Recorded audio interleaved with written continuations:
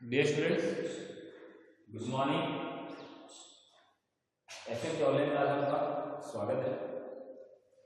Last video में हमने बात की थी नेचर ऑफ एफएम की।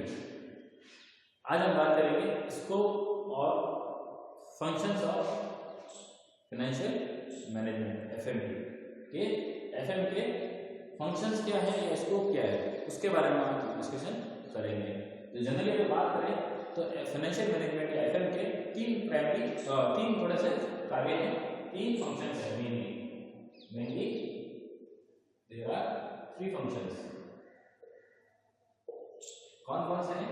सबसे पहला प्राइमरी फंक्शन, प्राइमरी और एडमिनिस्ट्रेटिव फाइनेंस फंक्शन।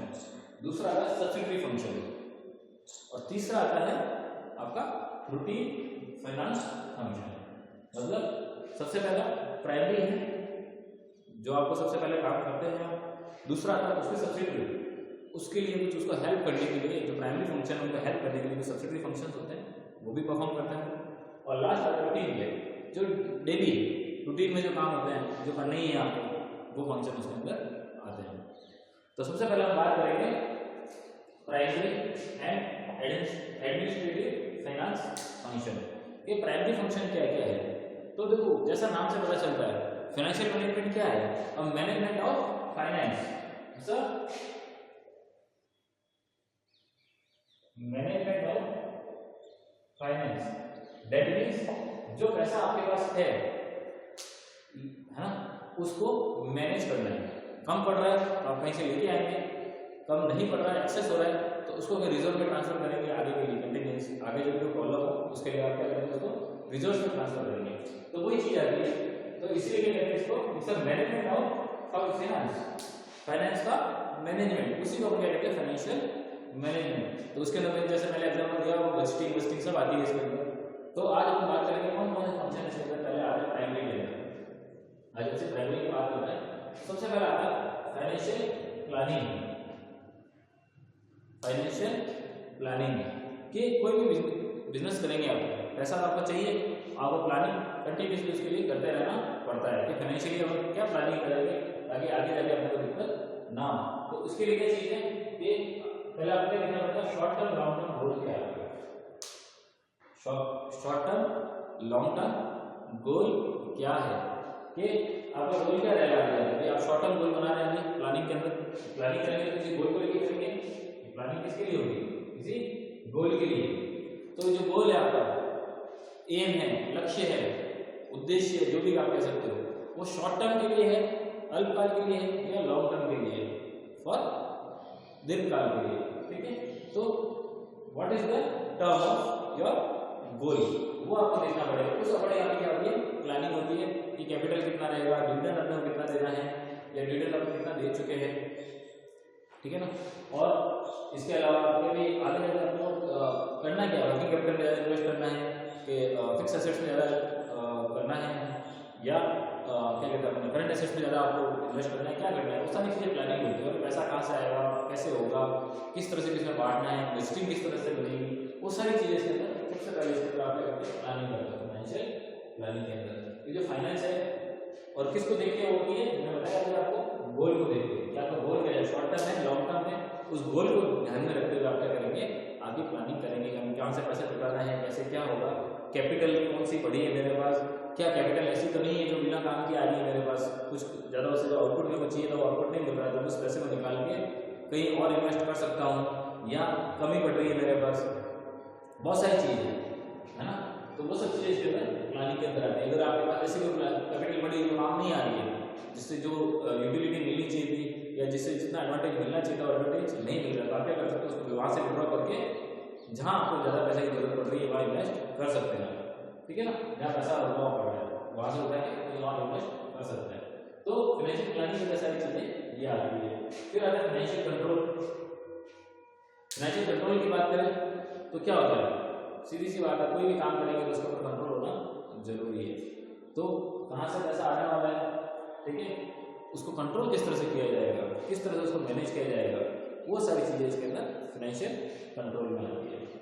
ठीक है, फिर आगे करते हैं acquisition of fund. Acquisition word जो बना है ये किससे बना है, एक्वायर से। एक्वायर मतलब प्राप्त करना, ग्रहण करना, ठीक है। तो एक्विजिशन ऑफ फंड मतलब कैसे सोर्सेज ऑफ कैपिटल क्या क्या है आपके पास, वो आप डिसाइड करोगे इसमें कि कहाँ से मुझे फंड प्राप्त हो सकते हैं, मिल सकते हैं, एक्वायर कर सकता हूँ मैं, ठीक है। क्या मैं इसके लिए डिबेंचर्स इशू करूँगा मार्केट में, पहले तो मुझे देखना, मैंने बताया आपको सबसे बड़ी चीज तो ये है शॉर्ट टर्म है या लॉन्ग टर्म है, ठीक है। क्या मेरे को उसके अंदर इन्वेस्ट करना है, इसको करंट एसेट्स पे करना है, फिक्स एसेट पे करना है, वो सारी चीजें देखनी पड़ेगी। तो उसको ध्यान में रखते हुए आप क्या करोगे, अगर शॉर्ट टर्म के लिए तो आप ये बात क्या कर सकते हो, कुछ साल के लिए डिबेंचर इशू कर सकते हो मार्केट के अंदर। तो आप सोर्सेज ऑफ कैपिटल देखोगे, क्या मैं लोन लेने वाला हूँ, क्या मैं डिबेंचर इशू करूँ मार्केट में, क्या मैं प्रेफरेंस शेयर इशू करनी चाहिए, क्या मैं इक्विटी शेयर इशू करूँ, ये सारी चीजें जो होती है इसके अंदर आती है कि सोर्सेज ऑफ कैपिटल क्या रहेगा। क्यों, ये प्रेफरेंस शेयर और इक्विटी डिबेंचर्स है, इसमें तो फिक्स रेट से आपको उनको डिविडेंड या इंटरेस्ट देना ही है और कुछ समय बाद उनको वापस रिडम्पशन भी करना है। तो वो सारी चीजें आपको देखनी पड़ेगी, लेकिन सोर्सेज क्या है, कहाँ से मैं कैपिटल को इश्यू करवा सकता हूँ और कहाँ से मेरे पास कैपिटल आ सकती है और मुझे कितने टाइप के कैपिटल चाहिए, वो सारी चीजें इसके अंदर आएगी एक्विजिशन ऑफ फंड्स में। फिर तीसरा आता है, लास्ट चौथा आता है एलोकेशन ऑफ फंड्स। एलोकेशन मतलब क्या होता है, डिस्ट्रीब्यूशन।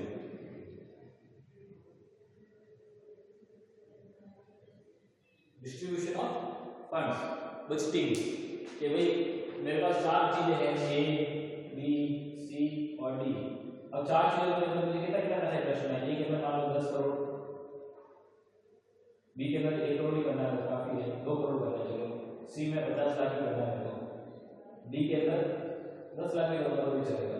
तो इस तरह से तो मैं क्या करूँगा, मेरे पास मान लो कि कम से कम 12 करोड़ ही आ रहा है, कितना आ रहा है 12 करोड़, और मेरे को कितनी 10 2 12 करोड़ 60 लाख की जरूरत है, तो मैं कहाँ पैसा इन्वेस्ट कम कर सकता हूँ। हो सकता है इसकी जगह में यहाँ 5 करोड़ तक भी चल जाएगा, इसकी जगह में 40 करोड़ भी चल जाएगा या 45 करोड़ भी चल जाएगा, ठीक है। इसकी जगह में 1.75 और यहाँ पे 9.25, इस तरह से करके मैं क्या किया, बजट बना लिया, इतना पैसा इस पे खर्च करेंगे, इतना पैसा इस पे खर्च करेंगे, इतना पैसा इस पे खर्च करेंगे। तो उसी को कहते हैं कैपिटल की बजटिंग। जो कैपिटल आपके पास आने वाली है उसकी बजटिंग होता क्या है, ये देखो मैंने जैसे बताया था, फिक्स एसेट्स है या करंट एसेट्स है। अगर मैं करंट एसेट में ज़्यादा इन्वेस्टमेंट कर देता हूँ, कम इन्वेस्टमेंट करता हूँ, सॉरी पैसा कम लगाता हूँ, तो क्या होगा, मेरा जो लिक्विडिटी है तो, और मैंने फिक्स एसेट ज़्यादा डाला तो लिक्विडिटी बहुत ज़्यादा प्रभावित होती है, मेरा प्रॉफिट और मार्जिन बढ़ जाएगा, क्योंकि जो मशीन मैं अभी खरीद रहा हूँ बाद में उससे महंगी हो जाएगी। और उसके अलावा दूसरी चीज़ जो मुझे आउटपुट मिलना चाहिए, उस नई टेक्नोलॉजी से जो मेरा प्रोडक्शन अगर बढ़ेगा, वो प्रॉफिट जो बढ़ेगा वो बढ़ जाएगा, लेकिन जो करंट एसेट्स में मैंने पैसा कम खर्च किया है उसकी वजह से जो मुझे लिक्विडिटी है पैसे की वो कम हो जाएगी, और हो सकता है कि मैं लोगों को जो पेमेंट मुझे लायबिलिटी जो पेमेंट करनी थी वो पेमेंट मैं नहीं कर पाऊँ, तो ये दिक्कत हो जाएगी। और मैं ज़्यादा इन्वेस्ट कर देता हूँ तो जो मुझे फिक्स एसेट्स चाहिए थी वो नहीं मिल पाएगी, और जो प्रॉफिट मार्जिन है मेरा कम हो जाएगा। तो वो सारी चीज़ें होती है, तो ये सब चीज़ें आपको देखनी पड़ती है कि कैपिटल बजटिंग से इस तरह से एलोकेशन करना है फंड्स का, ताकि मेरे को ज़्यादा से ज़्यादा प्रॉफिट भी हो, लिक्विडिटी भी बनी रहे, और जो रिस्क फैक्टर है तो वो भी काफ़ी कम हो जाए। तो ये इसके अंदर वो एलोकेशन ऑफ फंड्स के अंदर देखा जाता है। तो ये उसकी काम के अंदर आता है, फंक्शन के अंदर आता है, प्राइमरी फंक्शन में। और फिर लास्ट आता है डिस्ट्रीब्यूशन ऑफ इनकम। अब क्या हो रहा है, वो कह रहा है कि आपने सब कुछ किया, अब आपको क्या हो रहा है, इनकम मिल रही है, इनकम मिलनी शुरू हो गई है, तो उसमें से डिविडेंड जो इनकम आपको मिल रही है उसमें नेट प्रॉफिट में से कितना परसेंट डिविडेंड में देना है, कितना परसेंट बोनस के लिए रखना है, कितना परसेंट अगले रिजर्व में ट्रांसफर करना है ताकि आगे जाके प्रॉब्लम ना हो, या बचा के रखना है और फिर इन्वेस्टमेंट के लिए किस तरह से करना है। तो वो सब चीज़ें डिस्ट्रीब्यूशन ऑफ इनकम। यहाँ पर पहले आप बजट आप बता रहे थे कि प्लानिंग कर रहे थे, फिर आपने उसको कंट्रोल करने के लिए नियम बनाए, फिर आपने फंड भी इकट्ठे किए और उसको एलोकेट भी कर दिए, उसको एलोकेट भी कर दिए। देन आपको इनकम शुरू हुई, और इनकम को फिर आपको देखना है कि कितना परसेंट मुझे डिविडेंड में देना है, कितना कुछ परसेंटेज मुझे बोनस के लिए रखना है एम्प्लॉइज, क्योंकि एम्प्लॉय खुश रहेंगे तो बिजनेस भी आगे बढ़ करता रहेगा, और कितना ऐसा पैसा है जो मुझे आगे के लिए रिजर्व्स के लिए रखना है और आगे और कुछ चीज़ों से खरीदनी है या लायबिलिटीज पे करनी है। तो वो सारी चीज़ें आती है इसके अंदर, सॉरी रिजर्व भी आएगा क्योंकि लायबिलिटीज तो आपके करने वाले और बचेगा, ठीक है। तो ये सब फंक्शन भी इसके अंदर आते हैं।